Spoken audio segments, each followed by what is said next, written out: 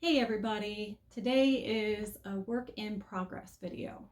So I thought I would go ahead and show you guys one of the things that I've been working on for a while and is finally coming to an end and give you an update on it. So this pile here are a whole bunch of squares that I have completed for the Knit Your Cables Afghan by Red Heart. This Afghan is it's composed of 20 squares. 10 are different cabled patterns, which I'll show you. Here is a peek at the different ones that you make. And then you make 10 just plain knitted squares. They're all 10 by 10. You have to block them to 10 by 10 and then sew them together and knit around the edges. So I started this about a year ago. I started it, I knitted, I think 6 of the regular knitted squares, or referred to in the pattern as square A.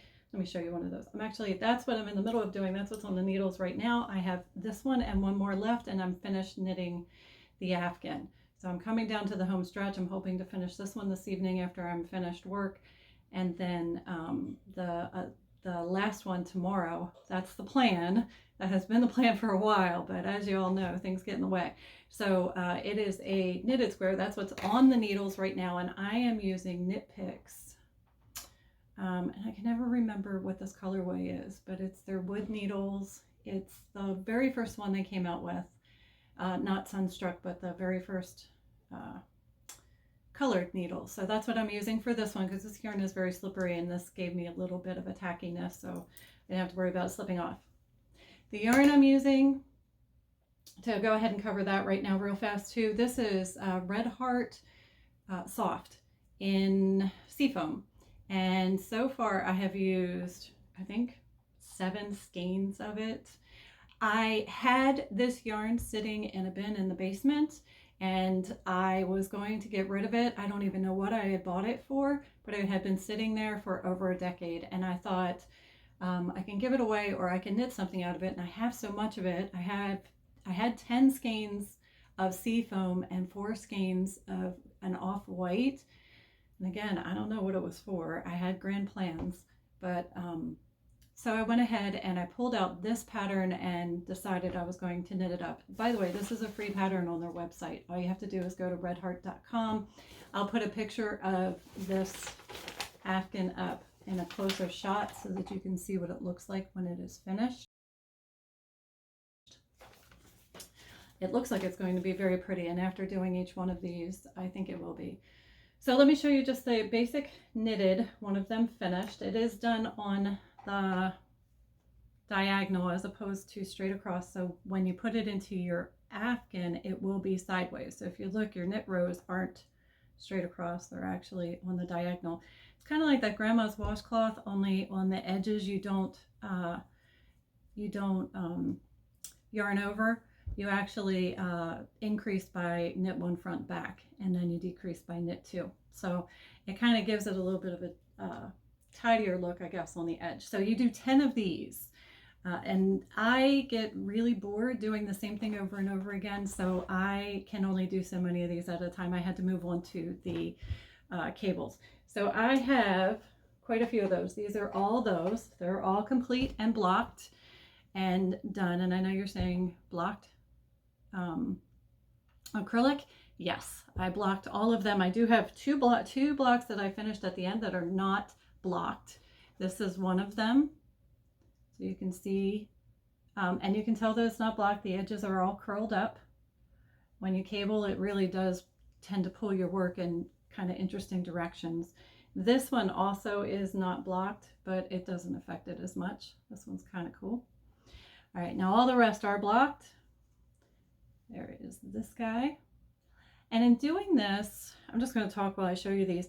I have cabled before. I actually prefer cabling in most of what I do. But I've only ever done, I guess, cables that involved the knit stitch throughout the entire cable. These are very varied in the cables that it requires you to do. You have 2/2 purl crosses, you have 2/1 purl crosses, you have a mixture of knitting and purling as you're doing your cables, which was really cool, your twists. So all of these, each one was a different pattern, and it really stops you from being bored in your knitting if you're somebody who gets bored in your knitting.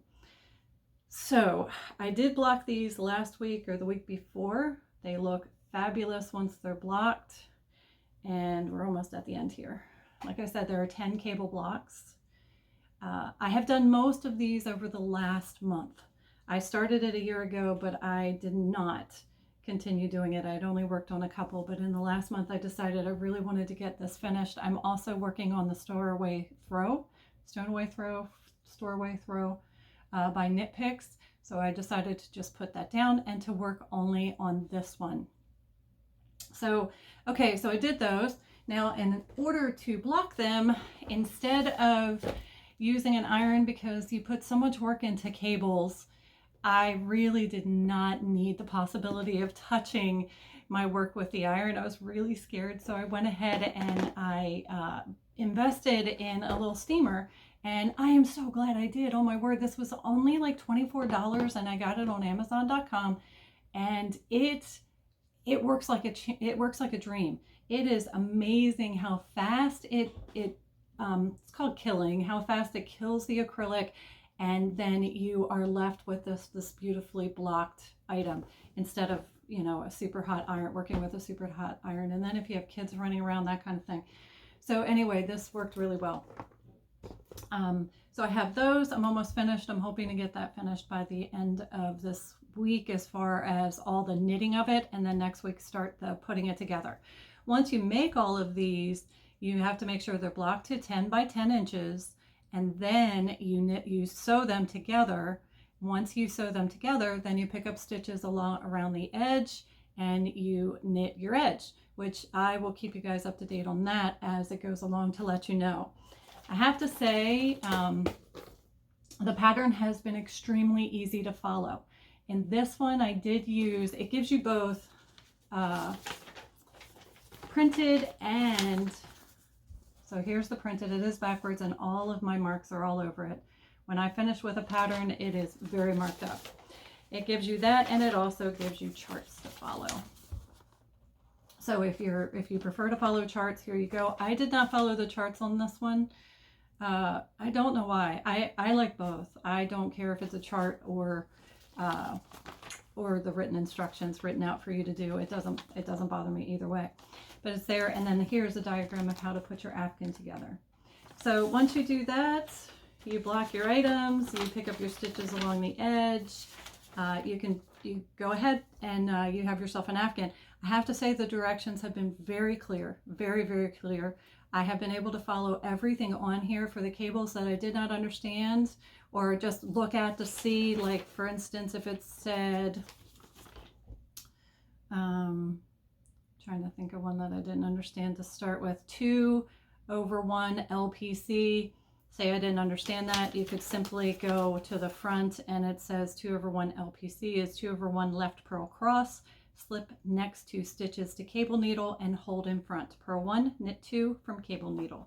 Very easy to explain. I did not have to search on YouTube one time, which was fabulous. The other thing that I did learn to do with this Afghan, I had done about 2 or 3 of the squares, and I decided I got tired.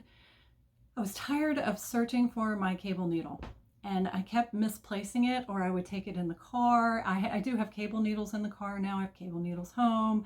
I have cable needles everywhere, and then we have multiple vehicles that we're in, so the cable needle became an issue. So I taught myself how to cable without using a cable needle, and I am so glad I did.